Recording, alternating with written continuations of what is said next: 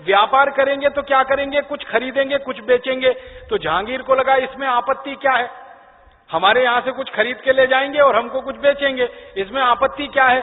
जहांगीर को उस दरबारी ने यह नहीं बताया कि ट्रेड का असली मतलब होता है लूट मार, लूट लेना किसी को।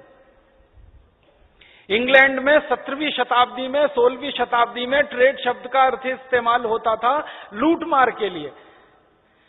तो जब पत्र प्रस्तुत हुआ जहांगीर के सामने तो जहांगीर ने कहा ठीक है, व्यापार ही तो करेंगे।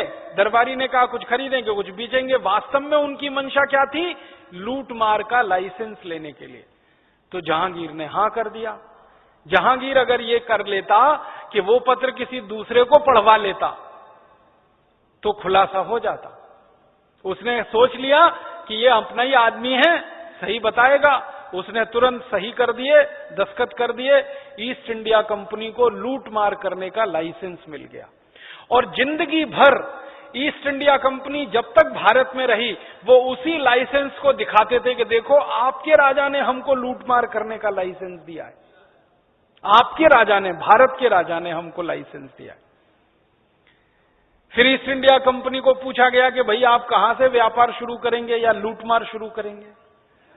तो ईस्ट इंडिया कंपनी ने कहा सूरत शहर से करेंगे। सूरत ही क्यों, भारत में तो ऐसे 600 से ज्यादा शहर थे। आगरा था, अलीगढ़ था, बरेली था, दिल्ली था, शाहजहांपुर था, सहारनपुर था, रुड़की था, हरिद्वार था, ऐसे 600 से ज्यादा शहर थे।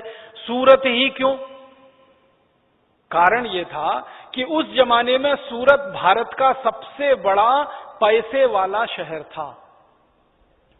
आज मैं आपसे यह पूछूं कि भारत में सबसे ज्यादा पैसे वाला शहर कौन सा, तो क्या कहेंगे आप, मुंबई कहेंगे ना।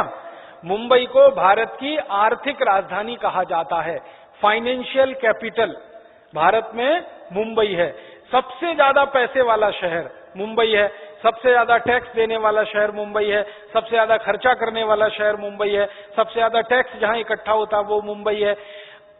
1618 में मुंबई जैसा शहर होता था सूरत। सूरत में सबसे ज्यादा पैसा था उस जमाने में, बहुत पैसा था।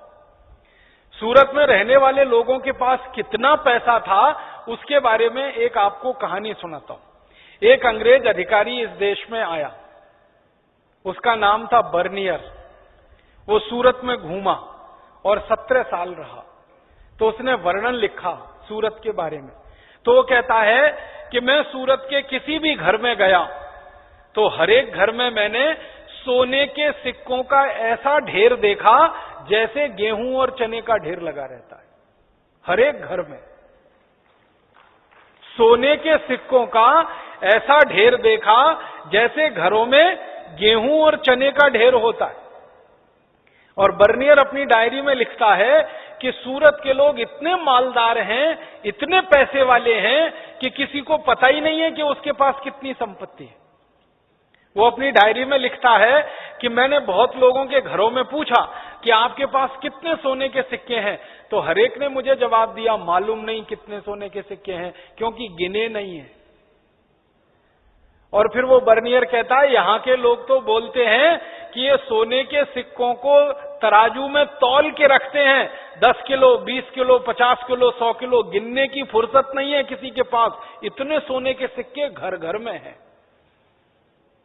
फिर वो अपनी डायरी में लिखता है कि अगर सूरत शहर को ही लूटना पड़े तो इसी एक शहर को लूटने में कम से कम 1000 साल लग जाएंगे, इतनी संपत्ति इस शहर में है।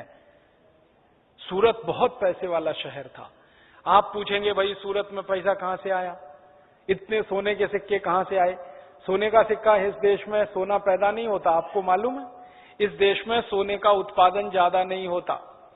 सोने की एक ही खदान है इस देश में, वो भी कर्नाटक में है, कोलार में एक ही खदान है, बाकी तो दूसरी है ही नहीं पूरे देश में। तो जिस देश में सोने की एक ही खदान हो वहां लोगों के घर घर में सोने का ढेर लगा हो, ये कहां से आया। सूरत उस समय का सबसे बड़ा व्यापारिक केंद्र था। जैसे आज मुंबई है ना व्यापार का केंद्र, वैसे सूरत था। भारत का सारा माल विदेशों में बिकने के लिए सूरत से ही जाता था, क्योंकि सूरत में